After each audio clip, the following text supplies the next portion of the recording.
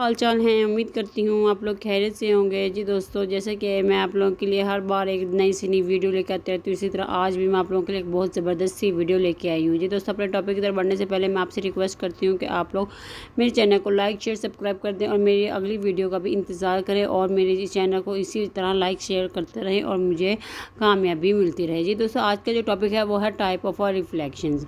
Nature of a reflection depend upon the smoothness, मतलब हमारे पास जो रिफ्लेक्शन की डिपेंड वो किस पे करी होती है, हमारी स्मूथनेस ऑफ अ सरफेस कितनी स्मूथ है।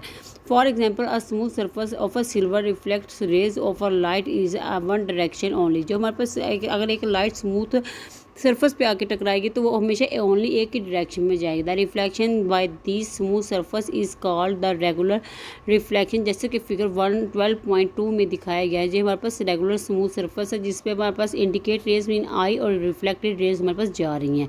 Most of the object is everyday world are not smooth. हर ऑब्जेक्ट एक जैसा स्मूथ नहीं होता हमारी वर्ल्ड के अंदर। On the microscopic level the rough surface of these object reflect the rays of light in many direction. जो हमारे पास हम अगर माइक्रोस्कोपिक लेवल पे देखा जाए तो यही रेज बहुत ज़्यादा डायरेक्शन के अंदर एक दूसरे से रिफ्लेक्ट हो रही होती है। Such type of reflection is called the irregular reflection, जो कि इधर उधर जा रही हो तो हम उसको इरेगुलर रिफ्लेक्शन कहते हैं। जो हमारे ऊपर डिफाइन थी 12.2 में वो हमारे पास स्मूथ थी, जबकि नीचे थी जो कि हमारे पास रफ सरफेस थी जिसके अंदर हमारे पास रेज एक दूसरे से उधर उधर टकराए थे, जो कि हमारे पास रेगुलर नहीं बल्कि इरेगुलर रिफ्लेक्शन बन रही थी। उसके बाद उनका है spherical mirrors. A mirror whose polished reflecting surface is a part of a hollow sphere। हमारे पास एक hollow sphere for glass और plastic is called the spherical mirror, जो कि हमें डिफाइन नीचे फिगर में दिखाया गया है। In a spherical mirror one of the two concave convex surface is coated with a thin layer of a silver followed by the coating of the red lead oxide paint, जो कि हमारे पास दो paint से हमारे पास paint हुआ होता है।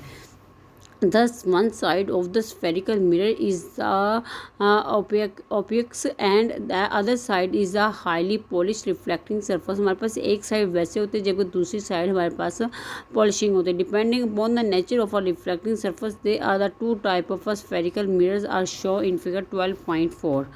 हमारे पास जो 12 स्फेरिकल मिरर्स होता है वो एक साइड पे हमारे पास पॉलिश हुआ होता है जबकि दूसरी साइड से पॉलिश नहीं हुआ होता है। जैसे कि हम लोग आम रूटीन में घर में भी कोई शीशा यूज़ कर रहे हो तो वो हमारे पास स्फेरिकल मिरर होता है। इसकी जो हमारे पास टाइप है वो बाद में पहले हम लोग कनकेव मिरर होता है, दूसरा होता है हमारे पास कन्वेक्स मिरर। कनकेव मिरर के हमारे पास क्या होता है, aperture of a opening, centre of a curvature होता है, हमारे पास पोल होता है जो सेंटर से उस पॉइंट तक होता है। उसके बाद प्रिंसिपल एक्सिस जो हमारे पास लाइन उसके अंदर से पास करी होती है। रेडियस ऑफ कर्वेचर हमारे पास वो होता है जहाँ तक हमारा कोटेड होता है। जैसे कि हमारी आंख का अगर देखा जाए तो उसके अंदर जो ब्लैक कलर का हमारा लेंस होता है जितनी उसकी गुलाई होती है वो उसका रेडियस ऑफ कर्वेचर होता है। और जबकि हमारे पास कनकेव होता है उसके अंदर वो अंदर वाली साइड पर होता है, उसका प्रिंसिपल एक्सिस दरमियान में से गुजरा होता है, वही उसका पोल बाहर से स्टार्ट हो रहा था और उसका अपर्चर वही जैसे कि हम लोगों ने कन्वेक्स लेंस का समझा था और इसी तरह उसका सेंटर होता है।